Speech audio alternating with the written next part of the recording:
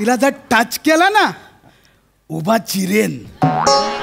ती माझी सुमन आहे, कॉमन नाहीये. हे असं तुम्ही डायरेक्ट मला नाही सांगू शकत. तुम्ही हे डायरेक्ट धमकी देताय. कसं आहे, आम्ही चित्रपट एकदा स्वीकारला ना की एक प्रोफेशन म्हणून आम्ही जे स्वीकारतो ते आम्हाला. हे बघ माझं प्रोफेशन बघ. इकडे हस हस हस हस ना. अरे हस ना. एखादा तरुण राजबिंडा देखणा चांगले अंगगाठी असलेला तुकतुकीत चेहऱ्याचा प्रभाकर नावाचा एखादा गृहस्थ असता तर मी समजू शकलो असतो.